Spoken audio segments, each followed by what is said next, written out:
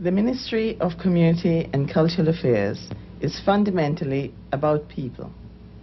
Therefore, the ministry is proud of its programs, Treasures, which brings to the fore facets of Bermuda's culture through the lives of people, our senior citizens.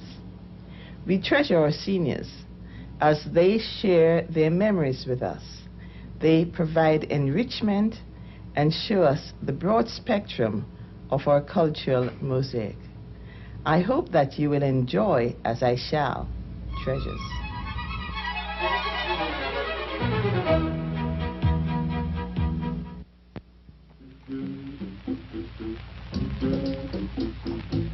Businessman and musician Mr. William Cheese Ray is a well-known figure in Bermuda and can often be seen driving his horses and carriage along the South Shore Road, picking up tourists along the way. In this program, he talks to us about his life. Well, my mother's father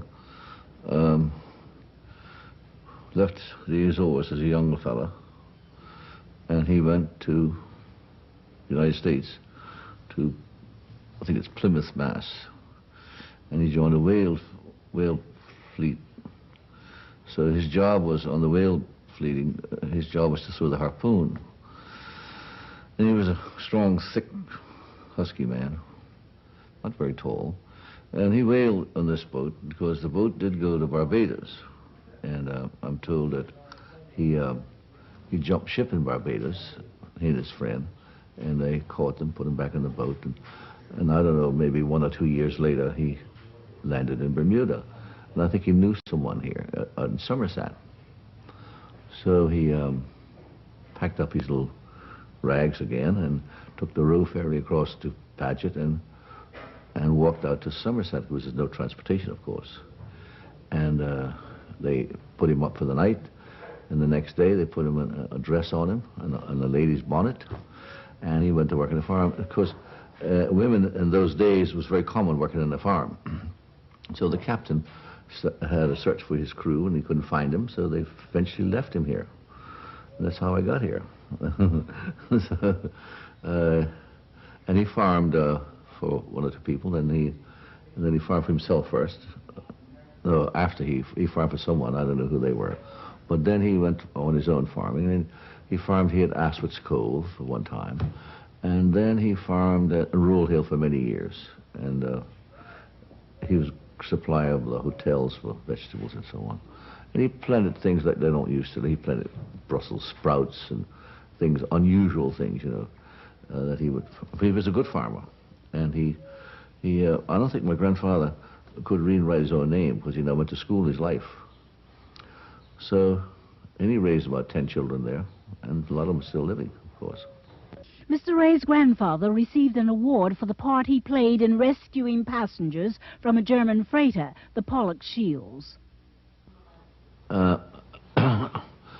He had a whaleboat at Waterloo Inn, a rowboat. So he teamed up with Mr. Sperling, Brassy Sperling, who had truckers and wagons and carts. And Mr. Sperling picked the boat up at Waterloo Inn and took it to Elbow Beach. The Pollock Shields was on the rocks, on the reefs out in front of Pollock Shields. And so he made some homemade rafts or life rafts and that. And he rowed out to this boat with ropes, and he collected, well, he made 2 or 3 trips, apparently. And he saved, I think, 27 people, I believe. And so he was well known for that sort of thing. He set up whaling equipment. He had all the whaling equipment, and he used to watch out for whales, and he had a watcher up at Sinesta. But he never caught a whale. Eventually he sold the stuff to the St. David Islanders, and they did the whaling down there, whatever. Not many whales caught he anyway. So, so my father moved to Devondale with his father in the upper section, and my grandfather on my father's side was a large farmer in Devondale, and Devondale's been a farm since it's been built. Still is a farm. So I had an older brother born in Devondale. And the night I was due to come, my father hitched a horse to go to get Nurse Wilson.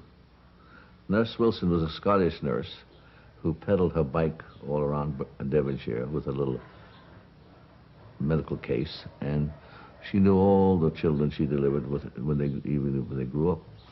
So my father went to collect Nurse Wilson, but about 11:30 at night, and of course when she arrived, I came in my own power. So I guess Mama's power too, I suppose. Anyway, so we lived there till I was 4 years old in that farm. In that Devondale, they had no electricity, of course, and didn't have any running water, and it had an outhouse, and they all just on the left of the lighthouse they have slave graves are still there, of course, and of course I went to the outhouse and I got stuck. I had my knees up to my chin, and I was down to my armpits, and I was screaming my head off for Mom to come and collect me. She came down and grabbed me by the neck and hauled me out. I never went back anymore. Yes, I have memories. They were. I guess they were. I was quite young, maybe I was 7 or so, and they were trying to find a location, I suppose, and they started surveying all the land around our house to put a railway. It was not suitable, so we pulled up all the markers anyway. As fast as they put them down, my brothers and I, they had big red stakes, you know, we pulled them all up. And anyway, it was rerouted to the North Shore, through Hamilton down the North Shore. But I remember they did it with wagons. My father had a fellow working for him who did the trucking on the railroad. And so, but I don't, so we didn't come to town very much those days. Very rarely we ever came to town. And so I don't know exactly the first trip, but I remember the railway running, of course. I worked on it for a week, and I didn't like that job. So, but the railroad ran for 18 years, I think it was, and they sold it. It wasn't really suitable for the outer part of the track, off track. Some people had to ride a bicycle to the train. Then they'd have to hook the bike on the front of the train, and then get off in Hamilton where they're going to go. It wasn't very convenient like it is today, of course, with cars. I went to school at 7, and went to Cavendish. I went there about a year or so, and Mama moved me to Dudley Hill. There's an old building up on Dudley Hill. That was a church. My great-grandfather, my mother tells me this story, my great-grandfather, as one of the founders, and he and all these farmer friends, built this church. And the ladies my mother tells me now, the ladies would bring the stones up for the concrete in their aprons. But anyway, eventually came Dudley Hill School. So, and of course, there's one huge room, and I think was the little vestry on the side that was a separate room for the older children. So, but all the classes were in the same building, like a huge building. And in about 1932 or 33, they opened Gilbert Institute, so we went there. But we had to walk back and forth to school. With bicycles, you couldn't afford bicycles. A lot of people had bicycles, we didn't have a bicycle. But sometimes Mama would take us in the carriage, or my father would take us in the buggy or the wagon or something. So, but it was, we lived about 3.5 miles away, so we had to walk up, and we walked back every night. I got a job before school for Mr. Alan Zool, and he lived opposite the Whitney Institute. So that would be about 3.5 miles from my house. So I'd rise at 4:30 in the morning and ride to Mr. Zool's house and put the 2 bags of milk on the bicycle. They were canvas bags, and they hooked them on the handlebars. And then we had to go down to Tuckerstown, all around Tuckerstown, to Mid-Ocean Club. And one occasion I remember, riding my bike past John Smith Bay. I fell asleep on the bike and I rode it off the road. So, but you know, from John Smith Bay to St. Mark's Church, pushing those bottles of milk and being only 10, 11 years old, it seemed like I was going up a mountain, you know. So then I had to deliver the bags back to Mr. Zool, ride back to just the side of T Street, and then get breakfast and then get dressed and ride back to Whitney. So that was not an easy task for 7 days a week. I think I got 10 shillings a week for 7 days. When I left school, I went to work for Mr. Beacon Man. They were construction people, and I worked as a carpenter, you know, learning the trade as a carpenter. So worked there for a while, and then I went to, I worked for the New Windsor Bar Porter, and I worked at Goody Shop as a butcher. Well, they didn't actually do butchering, but they served customers meat and that. Goody Shop, that was on Reed Street. Trimming was the location right now. And I worked for Mr. Loblin. That's Mr. O.R. Loblin. That's Archie Brown's building in Front Street. Loblin. Worked there. Well, then when the war came, I was 17 and a half, and I joined the dockyard police. So I hate that job. I hate it so far away from home. Sometimes I had to ride the bicycle to dockyard, and many times I had to ride a bicycle from dockyard home. That was not a picnic. So I stayed there 6 months. Got fired, of course. Fell asleep. That long bicycle ride put me to sleep. But anyway, I stayed there 6 months, and then, of course, I went home, and we have a dairy farm. My father had a dairy farm, so I stayed at home, took care of that. And then we were having a problem obtaining feed. The feed came from Canada, from the lady boats and that. And of course, they were sinking these lady boats during the war, and feed became a problem. So my father decided to sell it. So I joined the Hamilton police, the Bermuda police force, of course. And I stayed there till I was 20 years old, 20 and a half, I guess it would be. So when I was on the police force, they had to relieve the wardens. They were short of wardens, I guess. So I sat with this fellow. We used to play checkers all the time. And the night they were going to hang him, next morning, of course, the night before. So I had to go in the death cell with him. And he was a nice guy, too. I was so sorry for him. We played checkers, and he was pretty good at that game also. And he won a game. I won the next game. We played 4 games. He won 2, and I won 2. So. Mr. Ray has some other interesting memories from his time in the police service. Oh, well, the sailor was no big problem. I was worried about this young fellow. He was in the tunnel. And the tunnel was opposite, it was on the Parleville Road. It was a tunnel. And I was worried about him getting killed with the train coming, because there was very little space each side of the train. If a train came, the person was drinking. And I was worried. So when I went to take him out of the train tunnel, he attacked me. That didn't last very long. But I got him out anyway. But on another time, the Liberty ship was tied at the flagpole, you know, they call it flagpole. And all these people, it was a rowdy crowd, and they were all piling on the Liberty boat. And this young fellow, he fell over in the water. So I watched him a little while, and he couldn't swim. He was drowning. I said, this man's drowning. So I jumped in, fully clothed. So we got him to this. It was deep water, mind you, but there was a lot of people there, and nothing special I did except pull him to the steps and got him safe again. So I have a gold watch that they gave me, because I was using a Timex. So in actual fact, I came out on top because I was using a $5 or $10 Timex, and they gave me a bull of a pocket watch. So I came out on top on that deal. But lucky we saved the fellow anyway. Yeah, after the war, I thought I'd try living away from home to see what it would be like. So I went to New York, and I worked for Safeway stores for 6 months.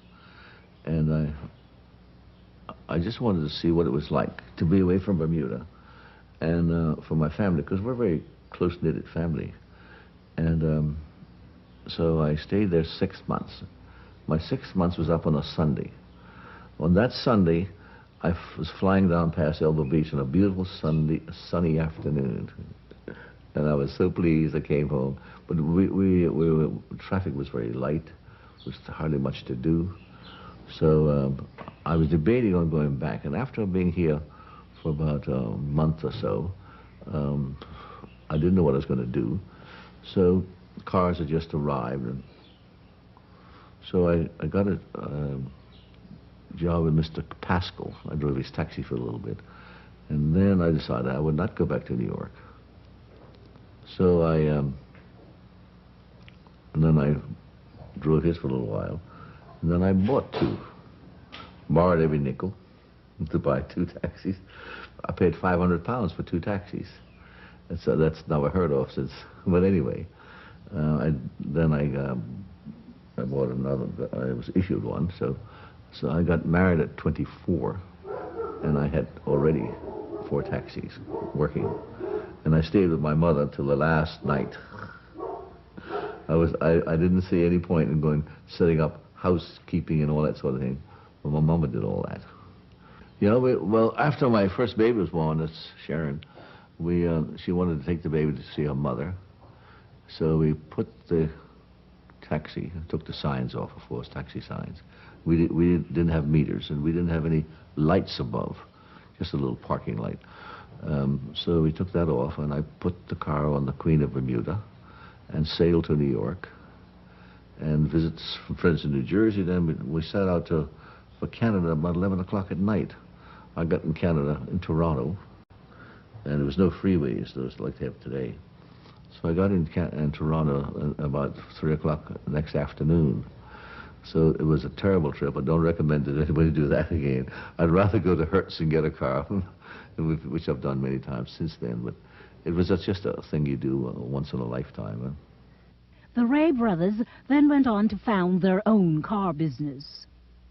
Well, having the taxis, I knew nothing about the car, period.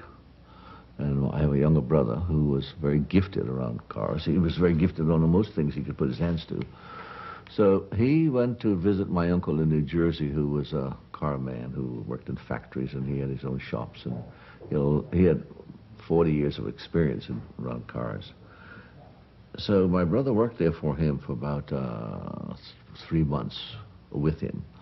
And then he came back and he started to do a little painting on 1 or 2 cars.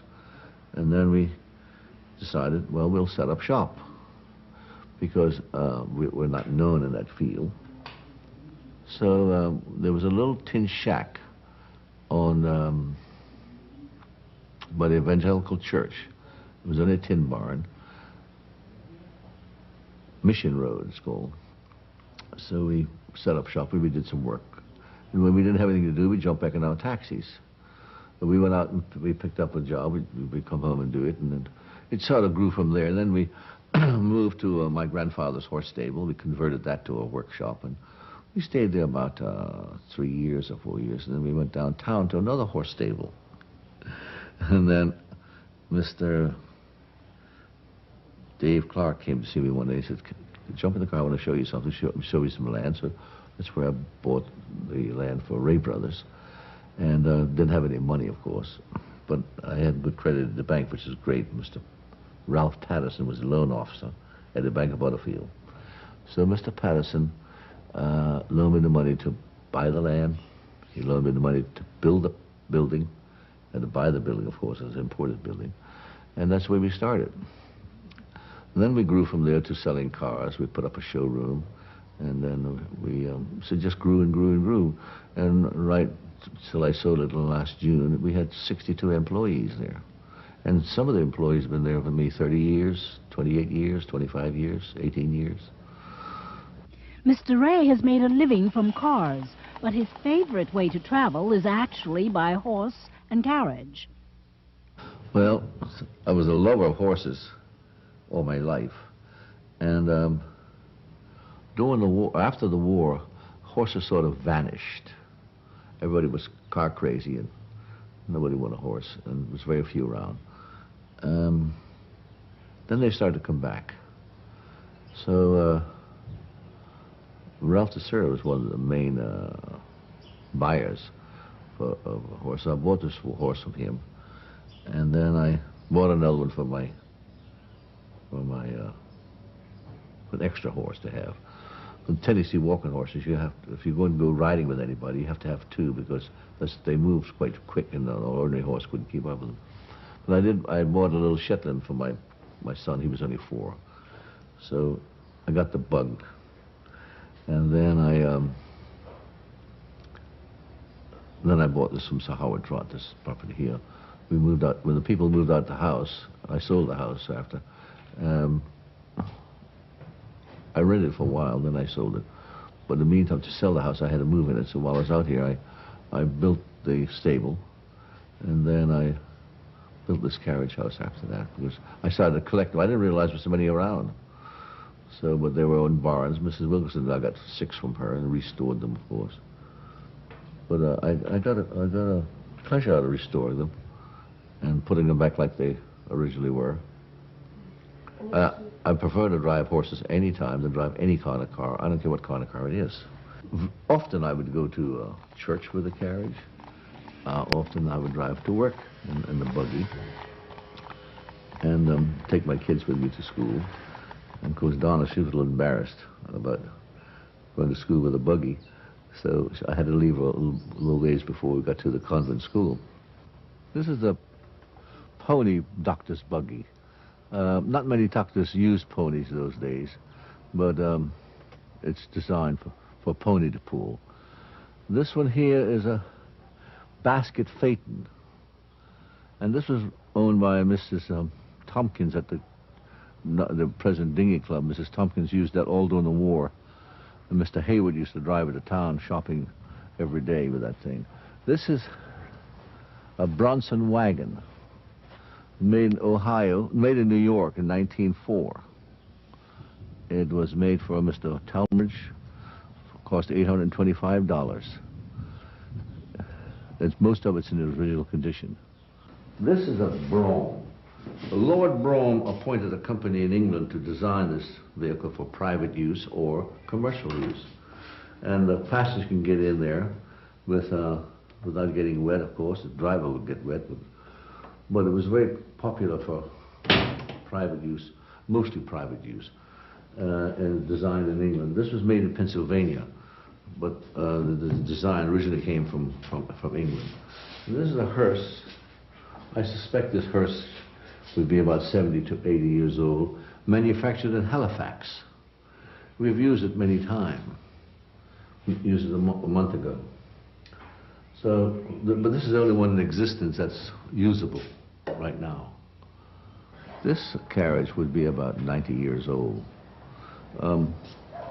The Victoria is about built 1890. Those there, I would suspect they're around 75 anyway. This buggy here is a businessman's buggy or a doctor's buggy, and it was owned by Mr. Edmund Zool. He had it when he was a young fellow courting, and he named it Blue Heaven. This saddle is what's called a parade saddle. It's used in parade classes, in parades. It's not very comfortable to ride in. It's extremely heavy, and I've used it many times in our local shows. I've used it in the parade, but it was very popular in time going by in the States and in Canada, parade classes. But it's all German silver. It's very well made, you know. They've took an ordinary saddle and they've recovered it with. Well, this thing's got to be 20 years old. I've had it for 15 years anyway. Mr. Ray has also had a lifelong love of music. When I was 12 or 13, I used to play the guitar and sing around here and there. So, and I gave it up for a long time, for 30 years. I never touched it until I bought a second-hand guitar again, and then started playing with my cousin, and I got a little bit better than I was. I'm not really good at it in any case, but anyway, but I enjoyed it. It's quite a relieving thing, especially from business. See, when I was in business, I never thought of my problems here, and when I left business and came home to the horses and that, I never thought of business either. And very often, most of the time, in order for me to stay awake, I would have to run my fingers over the guitar because I could never stay awake. Huh? So, but the guitar is quite if a person plays some sort of instrument, it's quite a soothing thing for them, I think. Well, the CD was a sort of unexpected thing. I was at a stable party, and I met Jay Fox. He's quite an entertainer, and we played. He said, "I would like to do some of this country stuff, so come visit us with my cousin. We get together once in a while and join in." So I thought he had a studio, but he didn't have a studio. So we met in town for dinner, and he brought a fellow with him. I never met the chap in my life. And we met us at the restaurant, so we had dinner. And I asked the young fellow his name. He said, "My name is Grant Williams." And so we had dinner and went to my cousin's house, and he put up this little box on the counter. He said, "Play anything you want." So we were playing and having fun, you know. And then they invited me to his studio. This Grant Williams is a recording artist. He's a producer, put it that way. So we talked about it, and I said, "Well, tell me what he charges, what he did."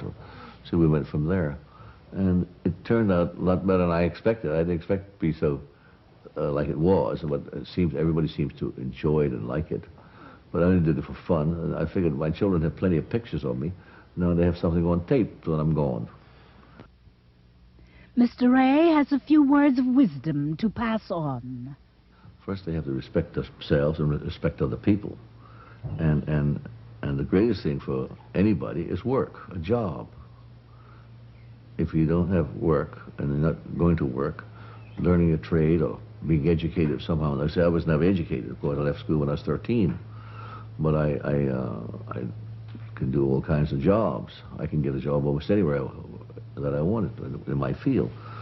But I think that, and of course, we were well trained at home. It makes a great difference too. Well trained at home. We had rules in the house. But I say that children, first of all, it's up to the training in the first instant. A child is not born bad. A horse is not born bad, but the horse trainer, the young horse falls in the wrong trainer, he'll never amount to anything. Child's the same way. He's got to have a good trainer to train him. But with work, education, that's number one. Or education and work.